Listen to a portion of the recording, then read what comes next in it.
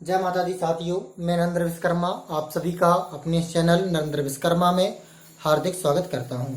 आज मैं आप सभी के लिए एक महत्वपूर्ण चैप्टर लेकर आया हूं जो इंग्लिश से संबंधित है।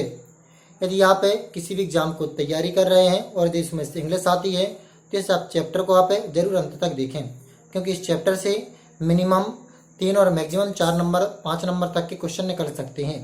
यदि आप क्लास 10th या 12th से हैं तब भी इस चैप्टर को देखें, क्योंकि क्लास 10th और 12th में दोनों में यह जो चैप्टर है 100% सॉलिड है कि वहाँ पर मार्क करता है।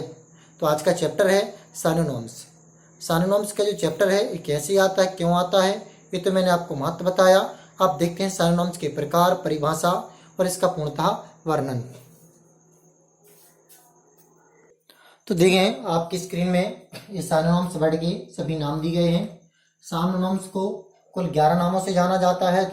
तो वह 11 नाम कौन से हैं? साइनोनिम्स को साइनोनिम्स कहते हैं, मीन्स कहते हैं, मीनिंग कहते हैं, सेम वर्ड कहते हैं, सेम मीनिंग कहते हैं, सिमिलर वर्ड कहते हैं, सिमिलर मीनिंग कहते हैं, सिमिलर कहते हैं, स्टैंड कहते हैं, अंडरस्टैंड कहते हैं और सेंस कहते हैं।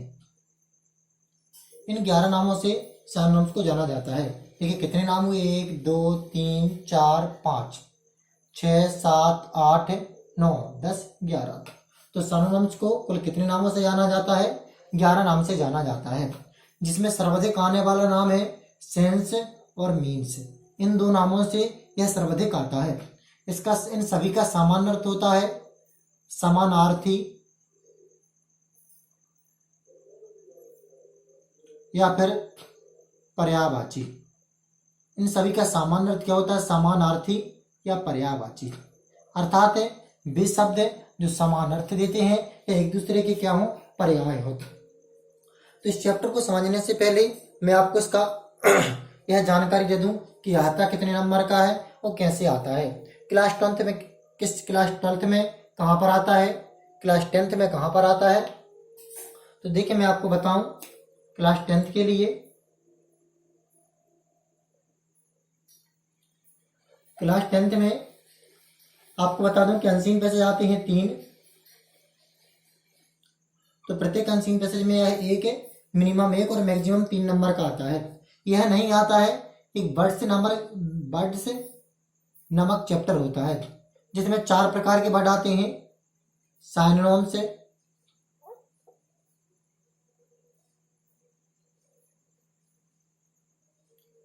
होमोनिम्स,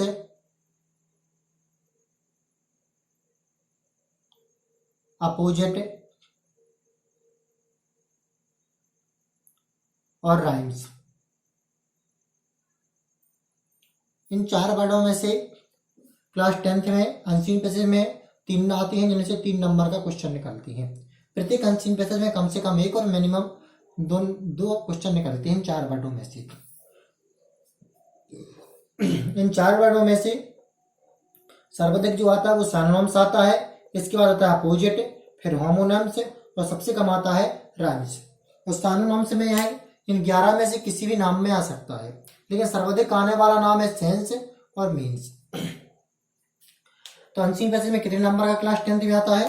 3 नंबर का। रीड पैसेज आती है 2। तो रीड पैसेज में भी 2 नंबर का आता है। पोयम क्लास 12th में आती 10th में आती है 1। तो 1 नंबर का पोयम में आता है। तो कुल कितने नंबर का आता है? यहाँ से 6 नंबर का आता है क्लास 10th में। इन 4 में से कोई भी एक आएगा। यदि अनसीन पैसेज में आएगा तो इन 4 में से एक भी आ सकते हैं, 2 भी आ सकते हैं। तो यह थी क्लास 10th की जानकारी। और हम देखते हैं क्लास 12th में कितने नंबर का आता है।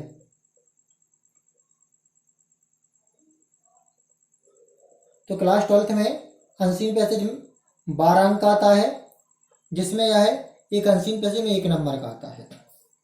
पोयम क्लास 12th में 2 आती हैं, तो 2 नंबर का यहाँ पर आता। तो कुल कितने नंबर का आएगा यहाँ पर 12th में? 3 नंबर का। 3 से कम नहीं आएगा, 3 से ऊपर भी जा सकता है। अब हम देखते हैं किसी भी प्रकार की कंपटीशन कोचिंग या कंपटीशन क्लासेस में कितने नंबर का आता है। यहाँ पर अपोजिट लिखा है, साफ दिख नहीं रहा इसलिए हटाकर दूसरे स्थान पर लिख रहा हूँ।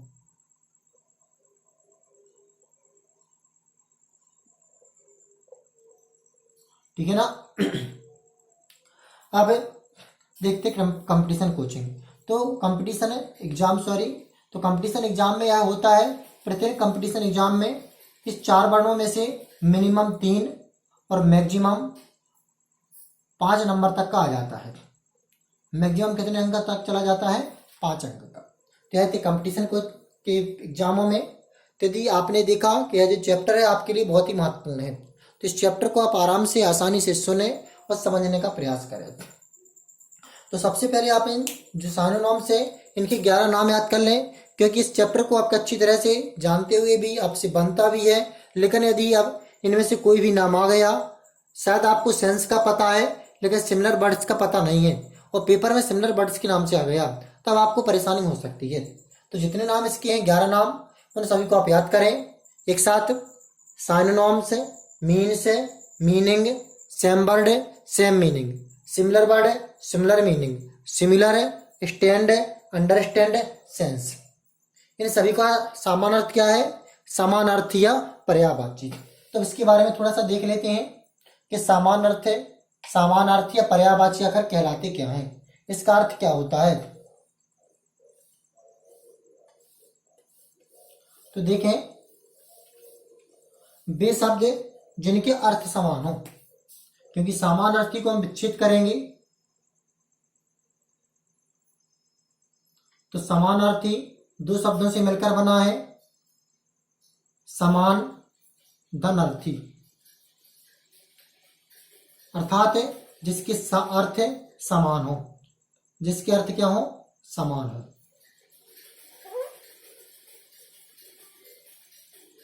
तो वो क्या कहलाते हैं? समानार्थी। समानार्थी 2 शब्दों से मिलकर बना है, समानार्थी 2 शब्दों से मिलकर बना है, समान धन अर्थी, अर्थात वे शब्द जिनके अर्थ समान हो, स्पेलिंग, उच्चारण और ध्वनि अलग अलग हो किंतु अर्थ कैसा हो? समान हो। तो सिनोनिम्स वर्ड में समान क्या रहता है? अर्थ रहता है समान।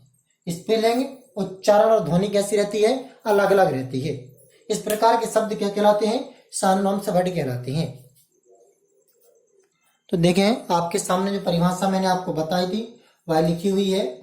वे शब्द जिसके अर्थ समान हो किंतु स्पेलिंग, उच्चारण व ध्वनि, स्पेलिंग को हिंदी में कहते हैं वर्तनी, उच्चारण को इंग्लिश में कहते हैं प्रोनंसिएशन। क्या कहते हैं? प्रोनंसिएशन।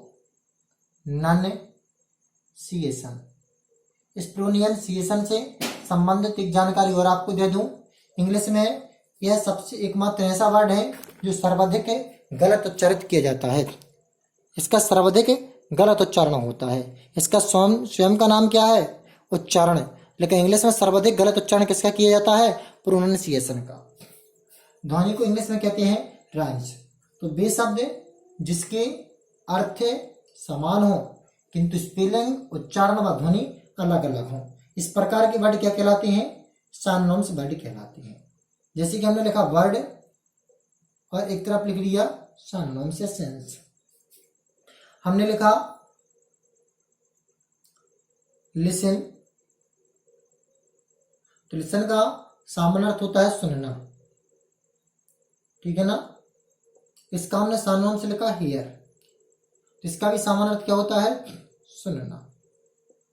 लेकिन दोनों की क्या स्पेलिंग समान है? नहीं है। इसकी स्पेलिंग HEAR, इसकी भी स्पेलिंग है LISTER। तो दोनों की स्पेलिंग कैसी है? अलग अलग है। इसे हम पढ़ते हियर और इसे पढ़ते हैं लिसन, तो दोनों का उच्चारण भी कैसा है? अलग अलग है। और इसकी ध्वनि जो अंतिम अक्षर है वो भी कैसे हैं? अलग अलग हैं। तो इस प्रकार के जो वर्ड होते हैं वो कहलाते हैं synonyms. Means, meaning, same word, same meaning, similar word, similar meaning, similar, stands, understand या सेंस। इनमें से आप कोई भी नाम ले सकते हैं। तो यदि आपको यह चैप्टर अच्छा लगा हो तब आप इस वीडियो को लाइक और चैनल को सब्सक्राइब जरूर करें। आप यह जो जानकारी थी नरेंद्र विश्वकर्मा एजुकेशनल चैनल पर देख रहे थे। जय माता दी साथियों।